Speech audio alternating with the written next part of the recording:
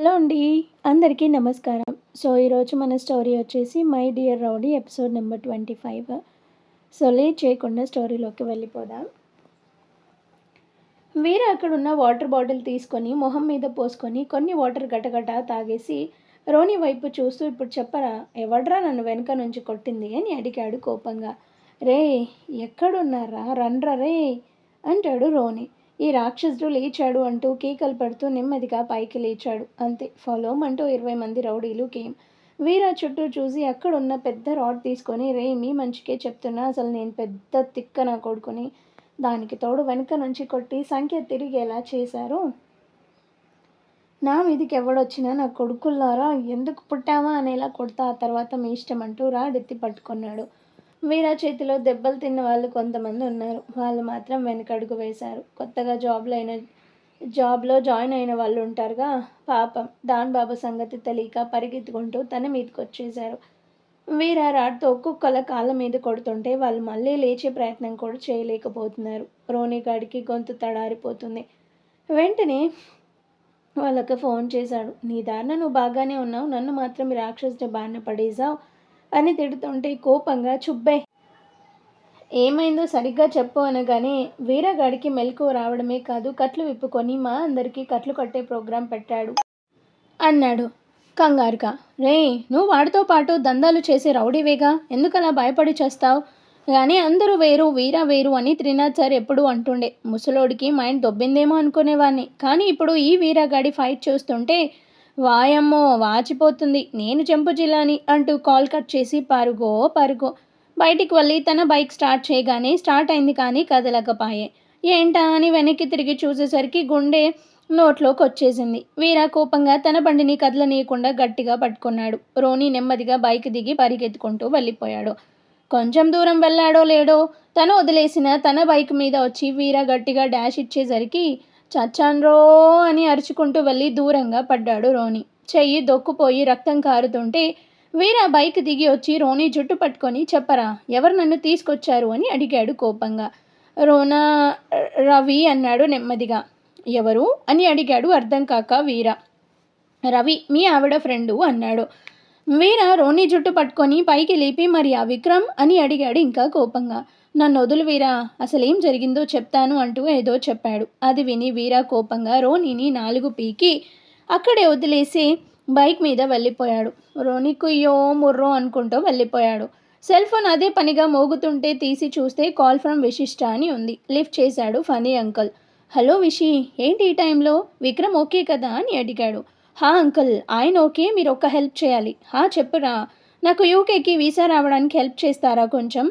నిజంగా అడుగుతోందా లేకపోతే ఏదైనా ప్లానా అనుకుంటూ, అంటే నువ్వు విమ్ముతో అంటూ ఆగిపోయాడు. అవును అంకుల్, యూకే వెళ్తున్నా, అందుకే వీసా కొంచెం తొందరగా వచ్చేలా ఏర్పాటు చేస్తారని మీకు ఫోన్ చేశా అన్నది సీరియస్గా.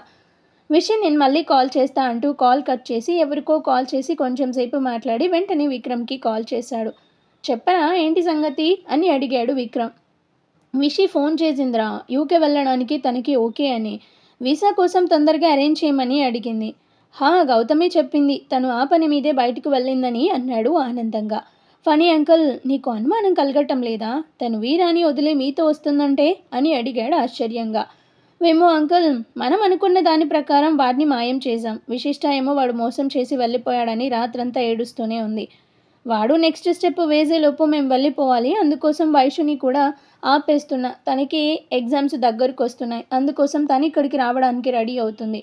ఇంకో 2 డేస్లో టికెట్స్ కన్ఫర్మ్ అవుతాయి, ఈలోపు మేము అక్కడ ఉండాలి అన్నాడు సీరియస్గా. సరే, నేను ఆ త్రినాథ్కి కాల్ చేస్తాను, వాడికి ఇంకా మెలకు రాలేదంట. రాగానే నేను వెళ్ళి నా స్టైల్లో వాడి సంగతి తేలుస్తా. రవి వాళ్ళ పేరెంట్స్ కేసు పెట్టారుగా, ముందు అరెస్ట్ చేసి కోర్టు ప్రొసీడింగ్స్ అయ్యాక జైల్లో వేస్తే అటెంప్ట్ దాని కింద కొన్నేళ్ల పాటు అక్కడే ఉండిపోతాడు అంటూ పల్లి కోరికాడు. విక్రమ్ ఓకే అంటూ కాల్ కట్ చేసి, వీరా, నాతోనే బెట్ కడతావా, చెప్తా నీ సంగతి అంటూ నవ్వుకున్నాడు. విశిష్ట ఖాళీ విక్రమ్ రిపోర్ట్స్తో వాళ్ళ ఫ్యామిలీ డాక్టర్ని కలిశారు. ఆయన విక్రమ్ గారికి యాక్సిడెంట్ అయిన రోజు నేను కాన్ఫరెన్స్ కోసం కలకత్తా వెళ్ళడంతో వేరే డాక్టర్ ద్వారా ట్రీట్మెంట్ తీసుకున్నారని తెలిసింది. నేను గెస్ చేశాను మళ్ళీ నా దగ్గరికి రిపోర్ట్స్ పంపుతారు అని. మీరు వచ్చారు అంటూ అవి మొత్తం పరిశీలించాడు. ఒక రిపోర్టర్ను అండ్ ఎక్స్రేని ఆశ్చర్యంగా చూస్తూ, విశిష్ట విక్రమ్ గారికి 4 సంవత్సరాల క్రితం స్టంట్ వేయించారా ఎక్కడైనా అని అడిగాడు. మీకు తెలియకుండా ఎక్కడ వేయిస్తాం అన్నది సీరియస్గా. ఈ రిపోర్ట్స్లో హార్ట్ ఆపరేషన్ జరిగిన పేషెంట్వి అనిపిస్తుంది అనగానే విశిష్ట కాలి మొహమొహాలు చూసుకున్నారు. అంకుల్ స్పృహలో లేకపోతే ఆక్సిజన్ అవసరం ఉండదా అని అడిగింది. Depends upon patient health condition అంటూ మొత్తం చూసి ఇవి విక్రమ్ గారి రిపోర్ట్స్ అయ్యే ఛాన్స్ లేదు, ఐఎమ్ షూర్ అబౌట్ ఇట్ అంటూ క్లారిటీ ఇవ్వడంతో విశిష్ట కోపంతో పైకి లేచి బయట కనబడనీయకుండా ఆయనకి థ్యాంక్స్ చెప్పి వెళ్ళిపోయింది. కారు ఎక్కాక కాళీ మరి వీరా ఏమై ఉంటాడు, అరెస్ట్ చేసి ఉంటారా అని అడిగాడు అనుమానంగా. చెప్పలేము కాళీ అన్న అని విశిష్ట అనగానే కాళీ ఫోన్ రింగ్ అయింది. లిఫ్ట్ చేసి హలో అనగానే వీరా అని వినిపించింది. అంతే. కాళీ పెద్దగా వీరా ఎలా ఉన్నావు ఎక్కడున్నావు అని అడిగాడు ఆనందంగా. అంతే. విశిష్ట లాక్కొని డాన్ ఎక్కడున్నావు నువ్వు ఓకే కదా అంటూ ఏడ్చేసింది. వీరా జాన్ అంటూ ప్రేమగా పిలిచాడు. కాళీ కార్ దిగి వెళ్ళిపోయాడు. ఎక్కడున్నావు అసలేమైంది ముందురా నా దగ్గరకు అంటూ విశిష్ట ఏడుస్తుంటే ఐ లవ్ యూ జాన్, నువ్వు ఎక్కడున్నావు నా కోసం బాగా కంగారు పడ్డావా అని అడిగాడు వీరా. కంగారు కాదు బేబీ, ప్రాణం పోయింది, నువ్వు నన్ను వదిలేసి వెళ్ళిపోయావనుకొని బాగా ఏడ్చాను. నేను నిన్ను వదిలి వెళ్ళిపోవడమా ఎప్పటికీ జరగదు జాన్ అంటాడు. తెలుసు, ముందు నువ్వురా నా దగ్గరికి అన్నది. నేను కాదు నువ్వేరా, కాళీకి చెప్తాను ఎక్కడికి తీసుకురావాలో అనగానే విశిష్ట కార్ దిగి కాళీకి ఫోన్ ఇచ్చింది. కాళీ విషిని తీసుకొని మన ఇంటికి వచ్చే నేను అక్కడే ఉన్నా అంటాడు. వీరా అంటూ కాల్ కట్ చేసి కార్ స్టార్ట్ చేశాడు కాళీ. గంటలు వీరా అండ్కో ఫస్ట్ ఉన్న హౌస్కి వెళ్ళారు. కార్ దిగటమే ఆలస్యం. విశిష్ట లోపలికి పరిగెత్తుతూ కాళీ అన్న ఒక 5 నిమిషాల తర్వాత రా అని చెప్పి వెళ్ళిపోయింది. తన పెళ్ళయ్యాక వచ్చింది ఇదే ఇంటికి. చుట్టూ చూస్తూ వీరా కోసం వెతుకుతూ లోపలికి వెళ్ళింది. లోపల బెడ్రూమ్లో ఏవో పేపర్స్ చెక్ చేసుకుంటున్న వీరా దగ్గరికి వెళ్ళి మొహం అంతా ముద్దులు పెట్టి ఏడ్ చేస్తూ హక్ చేసుకుంది. వీరా కూడా పేపర్స్ పక్కన పెట్టి తనని హక్ చేసుకున్నాడు. భయపడ్డావా అని అడిగాడు. చచ్చిపోవాలనిపించింది అన్నది. వీరా విశిష్ట మొహాన్ని చేతుల్లోకి తీసుకొని అలా ఎప్పుడు అనకు, నీ డాన్ నిన్ను వదిలి ఎక్కడికి వెళ్ళడు అర్థమైందా అన్నాడు సీరియస్గా. విశిష్ట ఎత్తుకో అంటూ చేతులు చాపింది. వీరా నవ్వుతూ తనని పైకి లేపాడు. విశిష్ట డాన్ అంటూ వీరా చెవిలో ఏదో చెప్పింది. అది విని వీరా వద్దు జాన్ ఇప్పుడు కాదు అన్నాడు. అయితే 1 ఇయర్ వరకు అడక్కు అంటూ జుట్టు పీకి కిందికి లాగింది. ఓహో అలిగావా అంటూ లిప్స్ అందుకున్నాడు. 5 నిమిషాల పాటు అలాగే ఉండిపోయారు. తర్వాత విశిష్ట సిగ్గుపడుతుంటే దీనికే సిగ్గుపడుతున్నావు మరి రాత్రికి అంటూ కాలర్ వెనక్కి తోసి కళ్ళెగరేశాడు. చీపో అంటూ వెళ్ళిపోతుంటే వీరా తనని దగ్గరికి లాక్కొని నాకు చాలా పనులున్నాయి, బయటికి వెళ్ళి రాత్రికి వస్తాను, నీకేం కావాలన్నా వెనక మార్కెట్ ఉంది అన్నీ దొరుకుతాయంటూ 2000 నోట్ల కట్ట చేతికిచ్చాడు. విశిష్ట సరే తొందరగా రా అంటూ తనని వదిలించుకుంది. భయం వద్దు సరేనా అంటూ ఇది ఇచ్చి ఎవడైనా నీ జోలికి వస్తే ఏసై నేను చూసుకుంటా అన్నాడు. విశిష్ట ది లేడీ డాన్ సరేనంటూ నవ్వింది. వీరా తనని హక్ చేసుకొని లవ్ యూ జాన్ అనేసి వెళ్ళిపోయాడు. బయట కాళీ వచ్చి వీరాని హక్ చేసుకోగానే వీరా ఏంటిది కొత్తగా అని చిరాగ్గా ఫేస్ పెట్టాడు. బయటికి వచ్చిన విశిష్ట హలో డాన్, నీ కోసం నేను మాత్రమే కాదు కాళీ అన్న కూడా కంగారు పడ్డాడు. నాకు తెలిసి ఆ తర్వాత కాళీ అన్న నిన్ను అంతలా ఇష్టపడతాడు. నాదే అందమైన ప్రేమ, తనది అమూల్యమైన స్నేహం అన్నది సీరియస్గా. అది విన్న తర్వాత వీరాకి ఫస్ట్ టైం కాళీ మీద అభిమానం మొదలైందన్నమాట. తర్వాత ఇద్దరు కారు ఎక్కగానే విశిష్ట లోపలికి వచ్చి ఇల్లంతా కలియ చూసి 2 నెలలు అయ్యేసరికి ఎలా అయిపోయింది, ముందంతా సర్దుకోవాలి అంటూ జుట్టు పైకి ముడి వేసింది. ఇక్కడ యూకే నైటు సిద్ధు ఇంటికి వచ్చేసరికి అంతా సైలెంట్గా ఉంది. తనకి కోపం మాత్రం పీక్స్లో ఉంది. సోనా వనమాలి అంటే ఇంకా ఆఫీస్లోనే ఉన్నారు.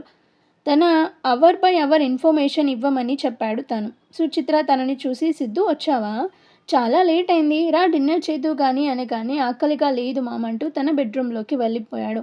అక్కడ సీన్ చూడగానే కోపం అమాంతం పెరిగిపోయింది. వైషు సీరియస్గా ల్యాప్లో వర్క్ చేసుకుంటుంది. అది చూసి Siddhu you get out from my room అని అరిచాడు. వైషు ఏం మాట్లాడలేదు. కామ్గా తన పని తాను చేసుకుంటుంటే సిద్ధు ల్యాపీ లాక్కొని చూశాడు. తమ ప్రాజెక్ట్ వర్క్ అది. ఏంటిది మళ్ళీ కొత్తగా ఏం చెడగొట్టాలని అడిగాడు కోపంగా. వైషు కోపంగా పైకి లేచి ల్యాపీ లాక్కొని మైండ్ యువర్ వర్డ్స్ అన్నది కోపంగా. రేపు మార్నింగ్ డాడీ చూశాక అప్పుడు చెప్తానే నీ సంగతి అంటూ వేలు చూపించి బాత్రూంలోకి వెళ్ళాడు. ఇడియట్, నన్నే బ్లేమ్ చేస్తున్నావు కదా, చెప్తా నీ సంగతి అంటూ బయటకు వెళ్ళిపోయింది. నెక్స్ట్ డే సిద్ధు ఎర్లీగా రెడీ అవుతుంటే సురేంద్ర సిద్ధు నువ్వు వైషు ముందు వెళ్ళండి, నేను 10 o'clock వచ్చేస్తాను అన్నాడు. అప్పుడే అక్కడికొచ్చిన వైషు లేదు మామ నేను నీతో వస్తాను అన్నది. సురేంద్ర ఇద్దరి మొహాల వైపు చూసి ఏదో జరిగిందని అర్థం చేసుకొని సరే అంటూ వెళ్ళిపోయాడు. వైషు వెళ్తుంటే సిద్ధు చిటిక వేసి రెడీగా ఉండవే నీకు పనిష్మెంట్ సిద్ధంగా ఉంది అన్నాడు. అంత లేదు వైషు ఇక్కడ తాట తీస్తా తేలుస్తా నీ సంగతి ఆ సోనా సంగతి అంటూ కోపంగా వెళ్ళిపోయింది. ఇక్కడ కాళిక డ్రైవ్ చేస్తూ ఇప్పుడు చెప్పు వీరా అసలు ఏమైంది అని అడిగాడు. వీరా విక్రమ్ డీజీపీ ఫణీంద్ర రోని త్రినాథ్ మాత్రమే నాకు శత్రువులు అనుకున్నాను ఇంకా ఉన్నారు ముందు ఆ విక్రమ్ ఇంటికి పద అంటూ సిగరెట్ తీసి వెలిగించాడు. కాళీ కార్ ఫాస్ట్గా పెంచాడు. గంటల్లో విమ్ము అంకుల్ ఇంటి ముందు కార్ ఆగింది. ఇద్దరు దిగారు. కాళీ వాచ్మెన్ అడ్డొస్తుంటే ఒక్కటి పీకాడు. వీర ముందు నడుస్తుంటే కాళీ తన వెనకే వచ్చాడు. కాలింగ్ బెల్ మోగగానే గౌతమి వచ్చి తలుపు తీసి వీరాని చూసి ఆశ్చర్యపోయింది. విక్రమ్ ఎక్కడా అని అడిగాడు సీరియస్గా. గౌతమి విక్రమ్ రూమ్ వైపు చూపించింది. వీర అటు వెళ్ళగానే వెనుకొచ్చిన కాళీతో మా విషి ఏది అని అడిగింది కంగారుగా. కాళీ తను సేఫ్ అంటూ అక్కడున్న సోఫాలో కూర్చున్నాడు. పేపర్ని సీరియస్గా చదువుతున్న విక్రమ్ క్లోజ్ చేసి చూసేసరికి ఎదురుగా వీర చైర్లో కాల్ మీద కాల్ వేసుకొని తననే సీరియస్గా చూస్తున్నాడు. వీరాని సడన్గా చూసేసరికి విమ్ము అంకల్ చాలా షాక్ అయ్యాడు. నుదుటిన చెమట పట్టింది. నువ్వా అని అడిగాడు ఆశ్చర్యంగా కోపంగా.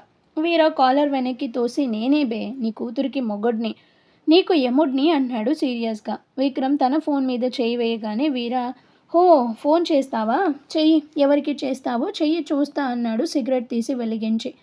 విక్రమ్ ఫణీంద్రకి కాల్ చేసి ఫనీ వీరా అంటూ ఏదో చెప్తుంటే వీరా లేచి ఫోన్ లాక్కొని వీరా అన్నాడు కోపంగా.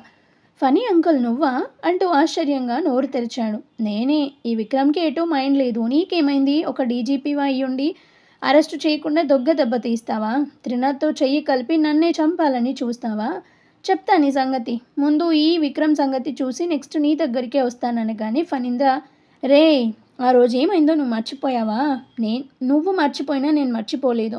రవిని కొట్టావని నిన్ను అరెస్ట్ చేసి తీసుకెళ్తే నీ మనుషులు నా కూతుర్ని కాలేజ్ నుండి ఇంటికి వస్తుంటే ఎంతలా ఏడిపించారు బెదిరించారు. నిన్ను వదలకపోతే తనని ఏమైనా చేస్తానని భయపెట్టేసరికే కదా మంచి ర్యాంక్ వచ్చి ఎంతో ఇష్టంగా చేరిన కాలేజ్ నుండి తను వేరే ఊరు వెళ్ళిపోయింది అన్నాడు కోపంగా. నీకేమైనా చిప్పు దొబ్బిందా ఏం మాట్లాడుతున్నావు నా మనుషులేంటి నీ కూతుర్ని భయపెట్టడం ఏంటి అని అడిగాడు కోపంగా. విక్రమ్కి టెన్షన్గా చూస్తున్నాడు. ఫనీ అంకల్ భలే దొరికావురా నీకోసం 2 నెలల నుంచి వెయిట్ చేస్తున్నా ఎప్పుడు దొరుకుతావా నిన్ను మూసిద్దామా అని. రోని గారి నుంచి తప్పించుకోవడం కాదు రెడీగా ఉండు ఏదో ఒక రోజు నిన్ను అరెస్ట్ చేయడం గ్యారంటీ అన్నాడు. ఆహా అంతుందా వీరానే టచ్ చేసేంత సరే నీ ముచ్చటెందుకు కాదనాలి చూద్దాం. ఇంకో విషయం నేను ఏదైనా చెయ్యాలనుకుంటే డైరెక్ట్ అటాక్ చేస్తాను అంతేకాని ఆడపిల్లల్ని అడ్డుపెట్టి చేసేంత వెదవని కాదు. నా మనుషులు కూడా అంతే నిన్నెవడో తప్పుదారి పట్టిస్తున్నాడు చూసుకో అంటూ కాల్ కట్ చేశాడు. తన వైపే కోపంగా టెన్షన్గా చూస్తున్న విక్రమ్తో ఏంటి మామాని సంగతి చెప్పు ఏది నీ పెళ్ళాం జాన్ అంటూ కేక వేశాడు. రే నువ్వు ఇక్కడికి వచ్చావంటే తను ఖచ్చితంగా నీ దగ్గరే ఉందని అర్థమవుతుంది అన్నాడు సీరియస్గా విక్రమ్. అవును నాతో విడదీసి నా జాన్ని ఏం చేద్దామని నీ తొక్కలో ప్లాను అని అడిగాడు చైర్లో కూర్చొని. అది నేను చెప్తాను అల్లుడు గారు అంటూ ట్రైలో తీసుకొని వచ్చింది గౌతమి జ్యూస్. ఎవడే అల్లుడు నువ్వు ముందు వెళ్ళి ఇక్కడి నుంచి అని అరిచాడు గౌతమిని కొర చూస్తావు. గౌతమి అంటే అస్సలు లెక్క చేయలేదు. జ్యూస్ని వీరాకి ఇచ్చి అసలు ఏం జరిగిందో నేను చెప్తానంటూ బెడ్ మీద కూర్చుంది. గౌతమి నువ్వు ఒట్టు వేసావు అది మర్చిపోకు ఎవరితో చెప్పనని అంటూ చేయి పట్టుకున్నాడు గట్టిగా. గౌతమి చెయ్యి విదిలిస్తూ కొంచెం తట్టుకోండి నేను విశిష్టాకి చెప్పనని ఒట్టు పెట్టానంతే కానీ అల్లుడికి కాదు అన్నది. వీరా జ్యూస్ పక్కన పెట్టి గౌతమి వైపు చూశాడు. మీరు మా అమ్మాయిని పెళ్లి చేసుకొని వెళ్ళిపోయాక ఒకరోజు సిద్ధు కాల్ చేశాడు. సిద్ధునా ఎవడాడు అని కోపంగా అడిగాడు వీరా. మా రెండో అల్లుడు అదే విశిష్టాకి ముందే అనుకున్నామే అతను మా వారి చెల్లెలి కొడుకో. వాడా అని అడిగాడు విసుక్కుంటూ. Gautami this is last and final warning నువ్వు నోరు తెరిచావో ఇంకెప్పుడు నీతో మాట్లాడను అని విక్రమ్ అనగానే తనే ఫోన్ చేసి నేను ఎలాగైనా జైలుకి పంపుతానని చెప్పాడు. ఒక 60 రోజుల ముందు అనుకుంటాను. ఫోన్ చేసి ఈయనకి నాకు యాక్సిడెంట్ అయిందని అలా చెప్తే విశిష్ట నిన్ను వదిలి మా దగ్గరకు వస్తుందని అప్పుడు బ్రెయిన్లో ఏదో ప్రాబ్లం ఉంది సర్జరీ చేయడానికి యూకే వెళ్ళాలని విశిష్టాన్ని బ్రతిమలాడి తీసుకురమ్మని చెప్పాడు. అలా చేస్తే నిన్ను తనని ఈజీగా విడదీయొచ్చని తన ఆలోచన అన్నది. వీరా విక్రమ్ వైపు చూస్తూ ఓహో అందుక మొన్న అంత కష్టపడి నన్ను మాయం చేశారు అర్థమైంది మొత్తం అర్థమైంది అంటూ పైకి లేచి ముందు త్రినాథ్కి రోనిగాడికి ఉన్న పగ తీర్చుకున్న తర్వాత అరెస్టు చేసి జైల్లో పెట్టేస్తే నేను తనకి చెప్పకుండా ఎటో వెళ్ళిపోయానని నా జాన్ని నమ్మించి మీతో తీసుకెళ్ళిపోవచ్చని నీ తొక్కలో ప్లాన్ అంతేగా అని అడిగాడు సీరియస్గా. విక్రమ్ ఏం మాట్లాడకుండా కోపంగా చూస్తున్నాడు. ఇదంతా ఎందుకు? ఈ ప్లాన్స్ ఇవి టైము బొక్క కాకపోతే ఒక పని చేద్దాం. నీ కూతురికి నేనేం చెప్పలేదు, చెప్పాను కూడా. సాయంత్రం తను ఇక్కడికి వస్తుంది. మళ్ళీ చెప్తున్నా, అండర్లైన్ చేసుకో. తను వచ్చాక బ్రతిమలాడతావో బెదిరిస్తావో కాళ్ళే పట్టుకుంటావో నీ ఇష్టం. తను వచ్చేస్తా అంటే నేను తనకి దూరం అవుతా. అదే తను రాను అంటూ నా దగ్గరకు వస్తే మాత్రం జన్మలో నీ దగ్గరికి పంపను. చూసుకో, లాస్ట్ అండ్ ఫైనల్ ఛాన్స్ అంటూ గౌతమి వైపు తిరిగి, అవును ఎవడు వాడు సిద్ధు, ఒకసారి ఫోన్ చేయి అన్నాడు సీరియస్గా. ఏ వద్దు వీరా, తన జోలికి వెళ్ళొద్దు అంటూ వేలు చూపించాడు విక్రమ్. గౌతమి నవ్వాపుకుంటూ విక్రమ్ ఫోన్ తీసుకొని బేల మొహం వేసింది. స్కైప్ ఆస్కింగ్ కదా. విక్రమ్ వెటకారంగా నవ్వుతూ అదే నేను చెప్పాను అన్నాడు. వీరా ఫోన్ లాక్కొని తన ప్యాంట్లో నుండి ఏదో పౌడర్ తీసి కొంచెం చల్లి దూరంగా ఉన్న టిష్యూ పేపర్ తీసుకొని రబ్ చేశాడు. అంతే, 9 డాట్స్ని కలుపుతూ ఏదో టింగిరి స్వైపింగ్ లైట్గా కనబడింది. వీరా ఓపెన్ చేసి గౌతమి చేతికి ఇచ్చాడు. గౌతమి సిద్ధుకి కాల్ చేసి స్పీకర్ ఆన్ చేసింది. కరెక్ట్గా ఎద్దు బావ, అదే సిద్ధు బావ కార్ దిగి ఆఫీస్లోకి ఎంటర్ అవుతున్నాడు. మామ కాలింగ్ అని చూసి లిఫ్ట్ చేసి, హా moms, how you feeling now అని అడిగాడు. వీరా ఫోన్ తీసుకొని, నీ మామ బాగానే ఉన్నాడు, నువ్వు తెలుగులో ఏడు ముందు అన్నాడు. సిద్ధు నడుస్తున్నవాడు కాస్త టక్కన ఆగిపోయి, హూ ఇస్ దిస్ అని అడిగాడు. వీరా అని వినిపించింది. అంతే, ముందు షాక్, వెంటనే తేరుకొని కోపంగా, నువ్వా, హౌ డేర్ యూ నాకు ఫోన్ చేయడానికి అన్నాడు. నా డేర్ సంగతి అందరికీ తెలిసిందే, కానీ మూసుకొని నేను చెప్పేది విను. అసలే ఏది రెండోసారి చెప్పే అలవాట్లేదు నాకు అనగానే గౌతమి ఆశ్చర్యంగా చూసింది.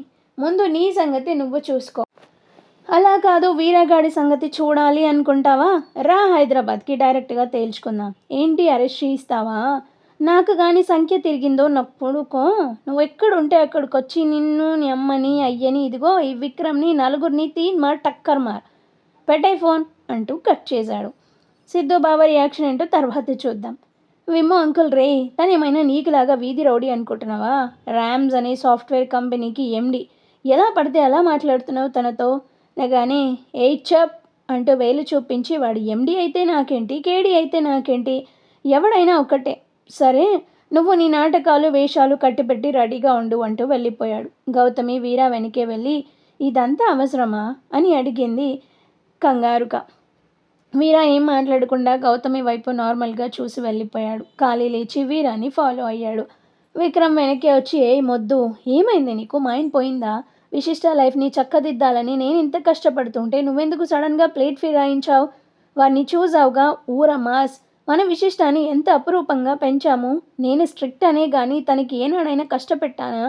చూస్తూ చూస్తూ ఇలాంటి వాడికి నా కూతుర్ని ఎలా అని అడిగాడు ఆవేశంగా. మీరు చెప్పినవన్నీ కరెక్టే కాదను. ఒకవేళ విశిష్ట కూడా మీలాగే తనకి వీరా కరెక్ట్ కాదు అని ఫీల్ అయ్యి ఉంటే మీరేది చెప్తే నేను అదే వినేదాన్ని. కానీ మీ చెయ్యి దాటిపోయింది. వాళ్ళ పెళ్ళి జరిగి 2 నెలలు అవుతుంది. ఇద్దరు కలిసి ఉన్నారు. ఒక్కసారి కూడా విశిష్ట మనకి ఫోన్ చేసి నేను ఉండలేను, తీసుకెళ్ళండి అని అడగలేదు. కారణం, విశిష్ట మనసులో వీరా ఉన్నాడు. తనకి వీరా అంటే ప్రాణం ఇప్పుడు. అందుకే విశిష్ట మనసేంటో అర్థమైంది. అందుకే తనకి సపోర్ట్ చేస్తున్నా. నన్ను క్షమించండి అంటూ వెళ్ళిపోయింది. విక్రమ్ ఏది ఏమైనా సరే ఈ వీరాని మాత్రం వదిలే ప్రసక్తే లేదు అనుకున్నాడు. ఇక్కడ విషీరా వరల్డ్. డీడీ పాప అన్ని రూమ్స్ క్లీన్ చేస్తూ చివరికి వీరా రూమ్కి వచ్చింది. ఇందాక వీరా తనని చూడగానే పక్కన పెట్టిన పేపర్స్ తీసి చూసింది. ఏదో పెద్ద లిస్ట్ ఉంది అందులో. దాదాపు 3 పేజీలు ఉన్నాయి. 300 నేమ్స్ ఉన్నాయి. విశిష్ట బెడ్ మీద కూర్చొని, ఏంటిది ఈ లిస్ట్, ఎవరు వీళ్ళంతా అంటూ నేమ్స్ చదువుతుంది. Thomas George, Philips Robert, Abdul Khan, Maharia Bhatt.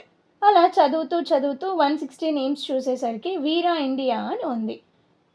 ఏంటి డాన్ బాబు కూడా ఉన్నాడు అంటూ లిస్టు మొత్తం చూసి పేపర్స్ అటు ఇటు తిప్పింది. లాస్ట్ పేజీలో వెనక వైపు ఇంగ్లీష్లో ఇలా రాజుంది. So you are number 160. Tell your serial number when they call you. Vishishta shock అయింది. డాన్ బాబుకి ఇంగ్లీష్ రాదు కదా, అసలు ఎవరు వీళ్ళంతా? అడిగితే చెప్తాడా? అస్సలు చెప్పడు అంటూ పైకి లేచి అక్కడున్న వీరా షర్ట్ వేసుకొని వీరా ఇచ్చినది తీసుకొని డ్రెస్సింగ్ టేబుల్ మీద ఉన్న రివాల్వర్ స్పెట్స్ తీసుకొని పెట్టుకుంది. అచ్చు వీరాలాగా కాలర్ వెనక్కి తోసి, విశిష్ట ది లేడీ డాన్ నాతో పెట్టుకుంటే మడతడిపోద్ది అంటూ దాన్ని 4 వైపులా చేస్తున్నట్లుగా యాక్ట్ చేసి హహా అంటూ వికటట్టహాసం చేసి చైర్లో కూర్చొని కాళ్ళ ముందుకు చాపి ఏ వీరా నాకు చిరాగ్గా ఉంది వచ్చి నన్ను ఎంటర్టైన్ చెయ్యి అన్నది సీరియస్గా. అంతే నవ్వు వినబడి తలెత్తి చూసింది ఎదురుగా వీర. తననే చూస్తూ నవ్వుతున్నాడు. విశిష్ట గబాలన పైకి లేచి రాత్రికి కదా వస్తానన్నా అప్పుడే వచ్చావు అని అడిగింది కంగారుగా. అంటే నీ విన్యాసాలు చూడాలి కదా అందుకే ముందే వచ్చా అంటూ విశిష్ట చేయి పట్టుకొని లాగాడు. హిహిహి చూసావా అంటే అది అంటూ నవ్వింది విశిష్ట. వీర విశిష్టాన్ని ఒళ్ళో కూర్చోబెట్టుకొని ఇప్పుడు చెప్పు ఎందుకు నన్ను మాత్రమే అనుకరిస్తావు అని అడిగాడు హస్కీగా. ఏంటి హస్కీగా? నార్మల్ పీపుల్ని ఎవడైనా ఇమిటేట్ చేస్తాడు కానీ నీలాంటి ఏ ఫీలింగ్స్ లేని మాపేని ఇమిటేట్ చేస్తే అదొక కిక్ అన్నది. ఓయ్ మాపే అనొద్దు అని చెప్పానా? మరి ఇందాక ఖాళీ అన్న హక్ చేసుకుంటే ఇలా ఎందుకు చూసావు అంటూ సేమ్ వీరా చూసినట్లుగా కోపంగా చూసింది. వీర నవ్వుతూ విశిష్ట బుగ్గ మీద ముద్దు పెట్టి ఎలా ఎంత అందంగా అల్లరి చేస్తావు అని అడిగాడు. నీకోసమే మరి అంది విశిష్ట. దేవుడు ముందు నిన్ను క్రియేట్ చేస్తుంటే ఎవరో వచ్చి దేవుణ్ణి విసిగించేసరికి ఆ చిరాకులో నిన్ను మాడిపోయిన పెన్నంలాగా క్రియేట్ చేశాడు. ఆ తర్వాత రియలైజ్ అయ్యో ఇప్పుడెలా ఈ వీర చూడడానికి ఎంతో అందంగా ఉన్నా మాపి మొహంతో క్రియేట్ చేశాను అని బాధపడుతుంటే కొన్ని రోజుల తర్వాత ఆయనకు ఐడియా వచ్చి నిన్ను నవ్వించడానికి ఫీలింగ్స్ నేర్పించడానికి నన్ను క్రియేట్ చేసి పంపాడు అని నవ్వింది. వీర తన వైపే చూస్తూ మీ ఇంట్లో ఉన్నప్పుడు ఇలా వాగవు కదా అని అడిగాడు. ఆహాహా మా నాన్న ఉన్నప్పుడు సైలెంట్గా ఉండేదాన్ని కానీ ఆయన బయటికి వెళ్ళడమే ఆలస్యం అంటూ ఆపి వీర చేతికి ఉన్న వాచ్ చూసి 3:30నా ఏమైనా తిన్నావా అని అడిగింది. అని తల అడ్డంగా ఊపాడు.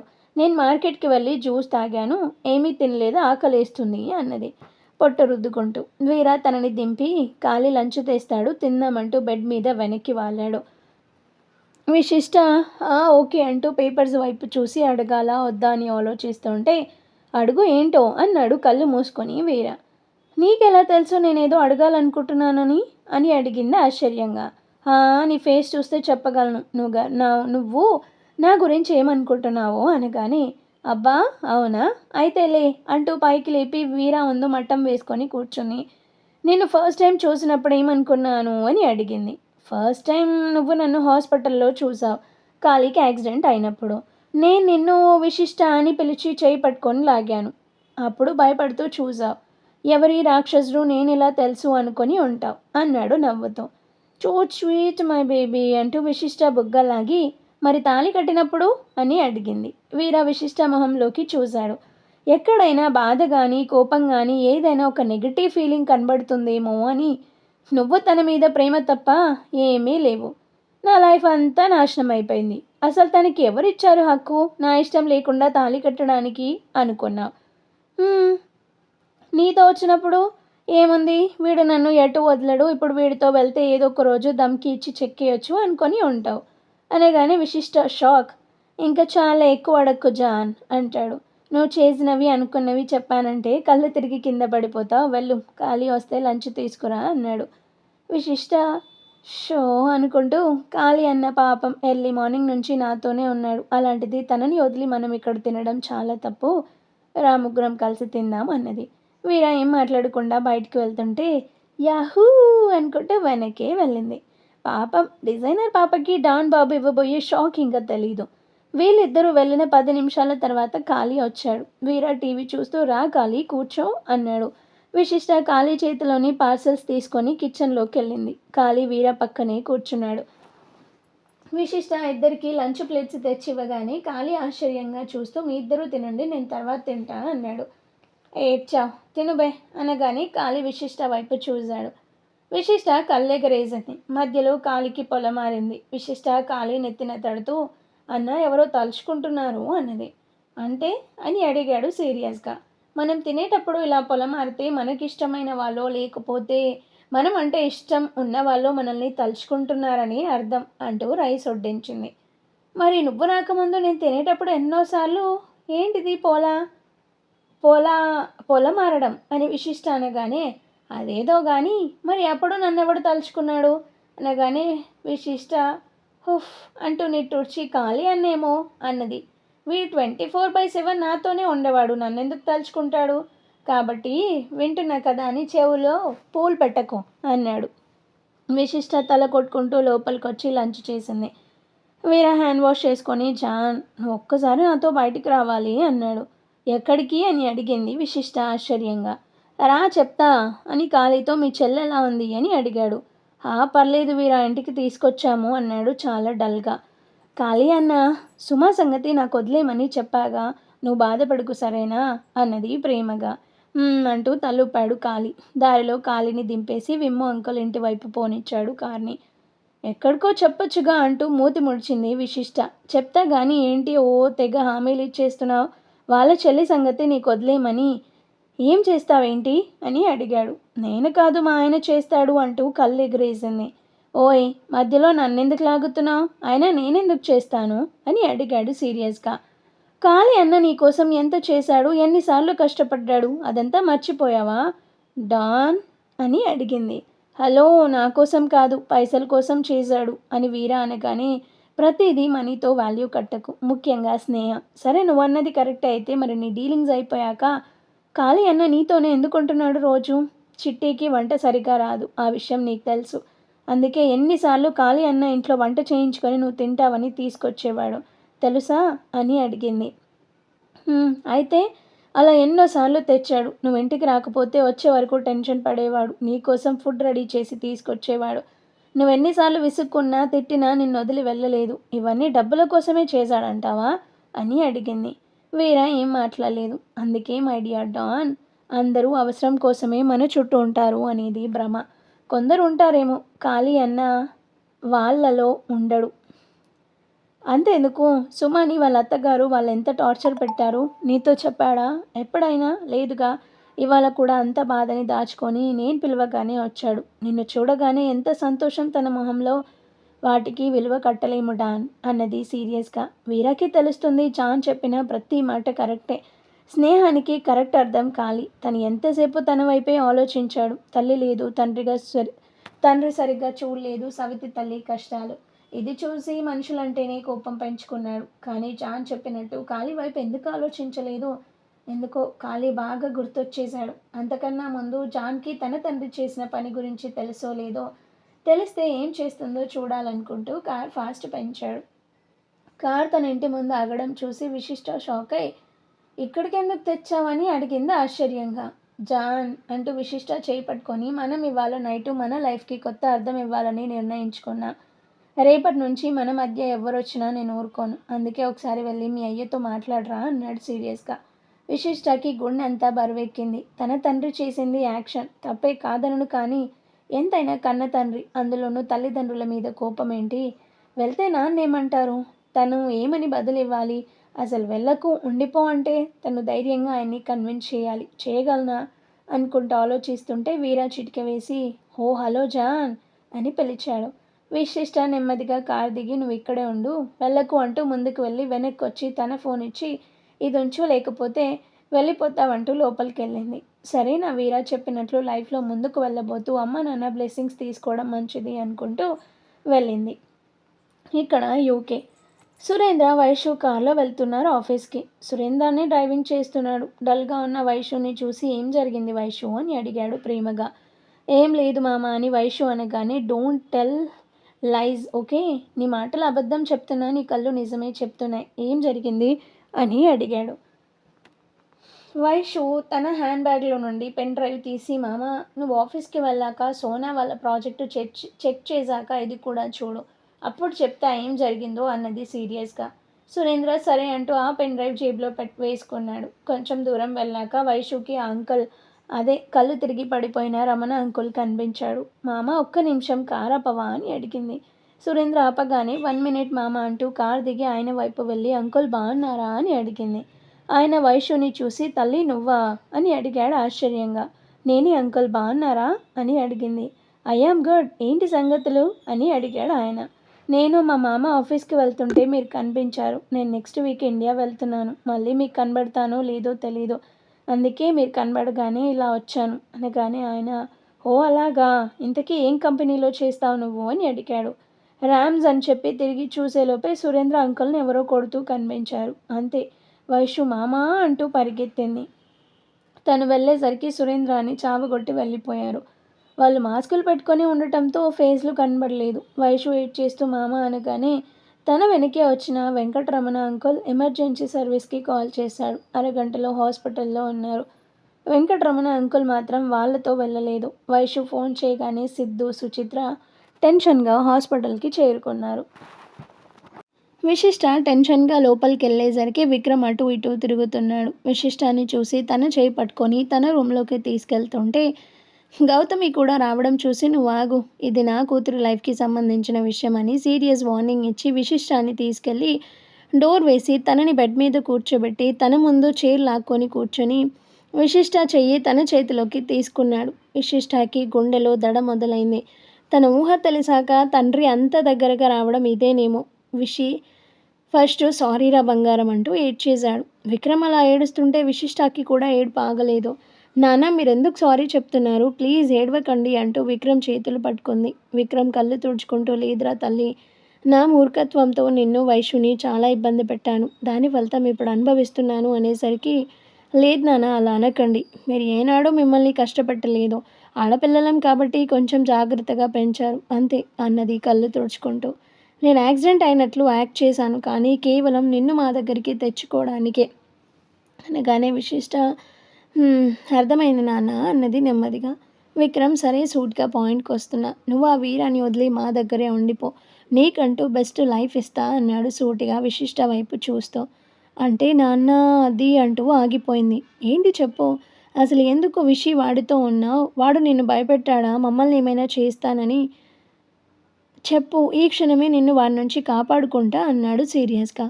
విశిష్ట పైకి లేచి నాన్న ఆయన అలా ఎప్పుడు అనలేదు, అనరు కూడా అన్నది స్థిరంగా.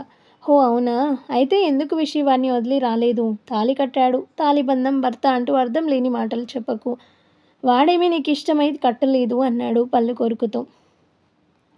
నిజమే నాన్న, తను నాకు ఇష్టం లేకుండానే తాళి కట్టాడు, మీ అందరికీ దూరంగా తీసుకెళ్ళాడు, మీకు తెలుసా, నాకు కూడా తెలీదు, సగం దూరం వెళ్ళే వరకు నన్ను మీ నుండి దూరం చేస్తాడని. అంతే విక్రమ్, అయినో వాడు ఎంతకైనా సమర్థుడే, నీకు తెలుసు కదా, రవిని చావగొట్టాడని ఫనీ అంకుల్ వాడిని అరెస్ట్ చేస్తే వాడి మనుషులు మనల్ని బెదిరించారు, కానీ ఫనీ అంకుల్ కూతుర్ని ఏకంగా చున్నీలాగి మరీ భయపెట్టారు. ఇదంతా వీరా చెప్పకపోతే వాళ్ళు చేస్తారా, ఇక్కడే అర్థమవుతుంది వాడేంటో, వాడి ఎంత ఇడి అంటూ ఉండగా విశిష్ట మధ్యలో అందుకొని నాన్న రవిని ఆయన కొట్టలేదు అన్నది సీరియస్గా.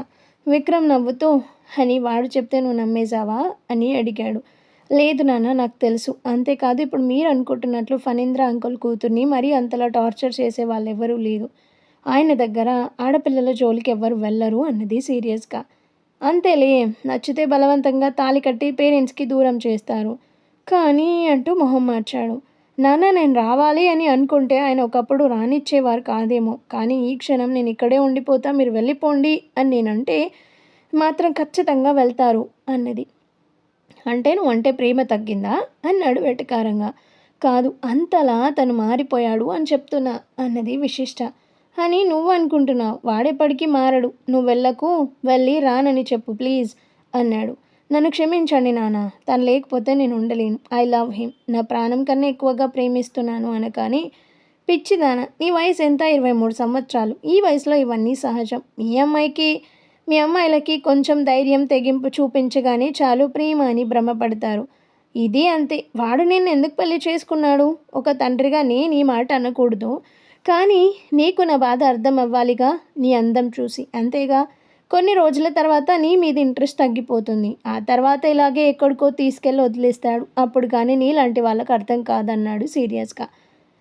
అందరూ అలా ఉండరు, నా వీర అలా అస్సలు ఉండడు అన్నది సూటిగా. ఏంటి అంత నమ్మకం, అయినా వాడు ఏమైనా సరైన పేరెంట్స్కి పుట్టాడా, స్లమ్ ఏరియాలో పుట్టిన ఇడియట్ అంటూ పిడికిలి బిగించాడు. తప్పు నాన్న, మీరు మాట్లాడేది చాలా తప్పు, ఎక్కడ పుట్టినా తను వీర, నా కోసం తనని తాను మార్చుకుంటున్న వీర. రిచ్ కిడ్స్ మాత్రం ఏ తప్పు చేయకుండా ఉంటున్నారా, లేకపోతే స్టేటస్ని బట్టి తప్పుల విలువ నిర్ణయిస్తారా చెప్పండి అని అడిగింది వాయిస్ పెంచి. అయితే ఏమంటావు, వాడిని వదిలి రానంటావు అంతేగా. అలా ఎందుకంటాను, నాకు పేరెంట్స్గా మీరు కావాలి, హస్బెండ్గా తను కావాలి అన్నది సీరియస్గా. కుదరదు, వాడు నీ లైఫ్లో ఉంటే మేం నీ లైఫ్లో ఉండము, అది గుర్తుపెట్టుకో అన్నాడు కోపంగా. ఎందుకు కుదరదు నాన్న? తనేమీ మిమ్మల్ని ఇబ్బంది పెట్టడం లేదుగా, మరి ఎందుకు తను నాతో ఉంటే మీరు నన్ను వదులుకోవడం అని అడిగింది సూటిగా. ఎందుకా? సరే నీకోసం మిమ్మల్ని యాక్సెప్ట్ చేశానే అనుకో, రేపు అందరూ చూసావా the great business man Vikram పెద్ద అల్లుడు ఒక రౌడీ దొంగ అంటూ నన్ను ఎగతాళి చేస్తుంటే నేనేం చేయాలో నువ్వే చెప్పు. అంతెందుకు, నీ సంగతే తీసుకో, నీ భర్త అలాంటి వాడైతే ఏదో ఒక రోజు నీకు ప్రమాదమే, అవునా కాదా అని అడిగాడు. నిజమే, తను రౌడీనే కాదనను, కానీ ఎప్పటికలా ఉండడు, మారడని ఏంటి గ్యారంటీ నాన్న అని అడిగింది విక్రమ్ వైపు చూస్తా. హాహా, ఇంకా నయం, మారిపోయి సిద్ధుకి పోటీగా కంపెనీ పెడతాడంటావా ఏంటి అన్నాడు వెటకారంగా. అని చెప్పడం లేదు నాన్న, నా వీర మారుతాడు, నా కోసం ఖచ్చితంగా తను చేసే దొంగతనాలన్నీ మానేస్తాడు, కామన్ మ్యాన్ లాగా మారిపోతాడు, నాది గ్యారంటీ అన్నది విశిష్ట సీరియస్గా. మరి ఆ తర్వాత ఏం జరుగుతుంది అనేది నెక్స్ట్ ఎపిసోడ్లో చూద్దాం. స్టోరీ నచ్చితే లైక్ చేయండి అండ్ అలాగే మన ఛానల్ని కూడా సబ్స్క్రైబ్ చేసుకొని హైప్ ఆప్షన్ని క్లిక్ చేసి పాయింట్స్ ఇవ్వండి. Thank you.